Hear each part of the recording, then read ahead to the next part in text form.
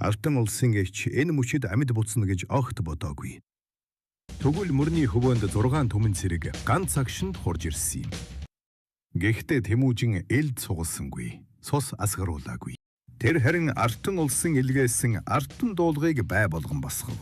Яагаад дайны оронд дуулах харваж нэг суманд улс төрийн яларт байгуулсныг одоо хамт задлаа.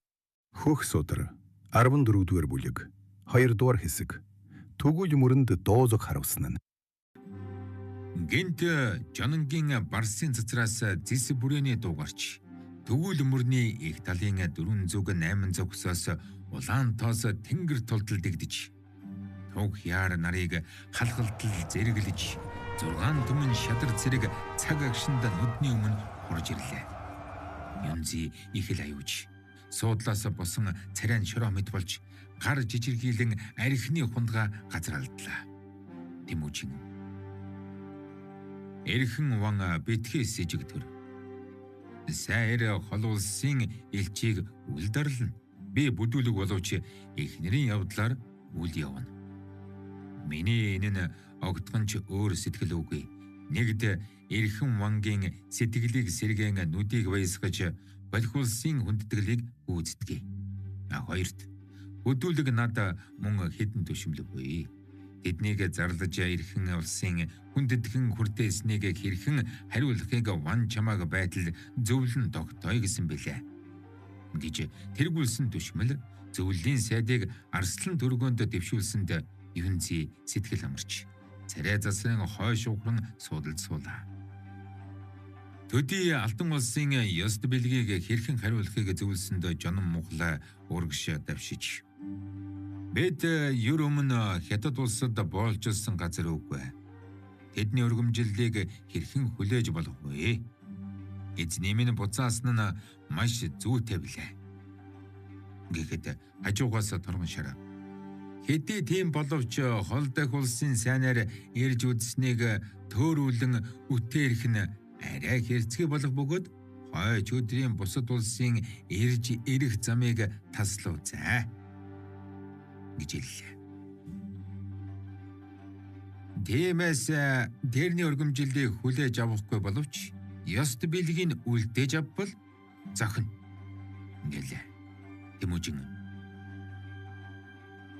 хүний өргөмжлөлийг хүлээхгүй байдлаа хүний эдийг үлдээвэл ховдог өчүүхнээс хэрхэн хэлтэрч болно гэсэнд Жонон мухлаа. Алтан улс өмнө сүн улсаас өшөө авах учраа манай улсыг аргадахаар ирсэн боловч бид түүний өрхөнд ис орж түүний өргөмжлөлийг буцааж бэлгийг үлдээвч бэлгийн үнэн эрдэмд цэрэгтэй түгэн өгч хариуд нь ирсэн эдийн хүрх үнийн чинээгээр бэлэг хөргүүлбэл даруй болох үзэ гэлээ. Тэмүүжин машид сайшааж даруй алтан улсын элчийн зүг эрхэн улсын өргөмжлөл хишгийг бүрнээр хүлээсүгэ гэхүүл миний дорг төшмөд дагахгүй цөм буцаас гой гэхүүл эрхэн улсын нүүрд бас муухай болж уг сайн сэтгэлд харшихын тулд болох миний дотор бас төвдөхгүй жохом хэрэггүй сайн буй гэсэнд Вэйван Юнзи угаас хойд этгээдийг намархуулахаар ирсэн тул эдний өрхөнд үл орохыг үзээд эргэж харвал зарилгийг буцаахад бэрхтээд хараахан бэгтэрэн зовж байтал ийм нэг аystайхан үгийг сонсоод их л баярлаж яаран суудлаас босож энэ үнэр их юу ваншууан мэргэн гэгэн цогсыг үзэх болов гэлээ. Тэмүүжин хариул руу эрхэн улсын энэ мэт дотнолон үзсэн нь урд өдөр мэгжин сэрийн толгойг өргөсний шалтгаан билээ. Тэр цөм миний дорох жанжин цэргийн гавья. Миний гагцаарын хүч бус тул эрхэн улсын хүнд хишгийг болох миний жанжин цэргийн эрдэмтэд нь шагнавал гагц би авснаас түмэн хөв дээр биш үү гэдэг. 3 өдрийн хойно тэгвэл мөрөнд дуулга харваж алтан улсын бэлгийг түгэн гэж зарлалаа. 3 дугаар өдөр тэгвэл мөрний уудам талд бэд улсын жанжин цэргийн хурсан нь газрын хөрсийг бүрхснээр барахгүй холорын улс аймагуд бас цөм довтлон хүрлцэн иржээ. Төдий 100 номын үзүүр зурсан зураг босгож шургийн оройд Алдан улсын бэлэгт ирсэн алтан дуулгыг өмсгөж доор нь 3 улаан нар зурсан хяар уяад 2 жадан хэдэн мянган хос хэнгэрэг харанг бүрээ бишгүүрийг чигсаач. Хяарыг харвж онвол мөнгө торг нарыг онвол магнаг совд шагнана. Дуулгыг онвол хоёг дуулга алт хас нэмж шагнана гэж зарлаа. Бэд улсын эзэн Тэмүүжин Алдан улсын элч Вэйван Юнзи хоёул өндөр довын арслан дөргөнд зочин гэрийн эзний ёсоор эсрэгцэн суув. Сайхан сурталт оюутас эзэн хоёул хоёр тийш арх өргөмөгцөө. Жононгийн барсын цацарт их хэнгэргийн дуу хүнгэрсэн гарч. Улаанбаатар жанжид хос хосоор хоёг дуулга өмсөж саадгагсан гарч.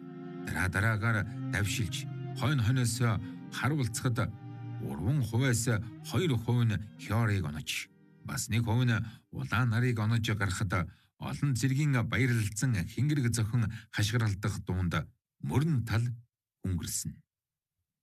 Шан хишгийг хүлээлцэн очих нь нүдийг гэлсгэн.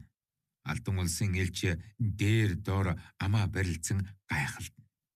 Энэ үед баруун этгээдийн нисэх барс зурсан зураг дугаар тугийн дороос нэг их жанжин биедээ мөнгөн хуйг дуулаг. Бэлхүүсэндээ хандгаа бугын бүс. Зажинда үнэгний сүүлэн унжлаг. Сүүжиндээ улаан ирвсийг саадгагсаж хас цагаан сайхан царайд 3 мушка хар сахал хийсгэж. Гарта мөнгөн жадбарыг саарламар унан довтолж гарч ирээд өндөр дуугаар. Гагц хяарыг онохыг мэргэнд үл тооцно.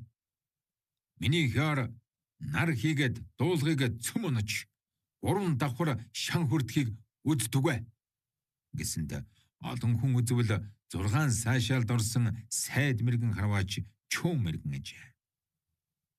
Төдий чөм мэргэн жада эмээлийн бүргэд хавчуулаад зүүн гартаа сахиулсан нумаа атгаж баруун гараар хувилгаан сумаа онлон уран ном сарм мэт дүүрч ончид сум одон адил очоод тэргүүн сум хяарыг онож дэд сум нарыг оноод утгаар сум нь дуулганы хүзүүгээр гатлав. Хоёр улсын эзэн сайд жанжин цэрэг сул ард хүртэл дуу алалцсан магтан сайшаалцах дуунд даваагүйвэ найрлаж салхи нуруу 10 газар давтал сонсдно. Энэ дуун дүүрсэж барахаас өмнө бас нэг жанжин далдаасаа довтлон гарч ирлээ. Энэ хэмбэ гэвэл Ижилжи аймгийн эзэн Өлзитийн ганц хүү Ботог гэгч энэ жил 18 настай. Төрсөн нь ариун гэгэн багаасаа харвж намнахад мэргэн. Энэ өдөр Бэд улс төгөл мөрний талд дуулга харвж цэргийн эрдэм мөрийн эзэнхийг сонсоод эрвсийн шүрмэст ном. Тас шувууны өдөд сумны саадгаа агсаж эрмэг саарл морь онож элхүүний голын довтлон эндэрсэн. Бата бүргэдийн өдөд сумаа бүгтгэр хар номд онлоод бүхий шунган довтолж ороод бүжиглэн магшиж эхэлж харваад тэргүүн суманд хяарыг онож дэд суманд нарыг онож утгаар сумаар дуулгыг онож ирсэнд хоёр аймгийн хэдэн түмэн олон цэрэг бүрээ бишгүүрээ зэрэгээр дүүрсгэн харанга хэнгэргээ хамтар зөгж магтан сайшааж баясалдан дуудах дунд далай буцалж мөрөн түлхэх мэд уулын гөрөөс үргэж талын ан надагжээ.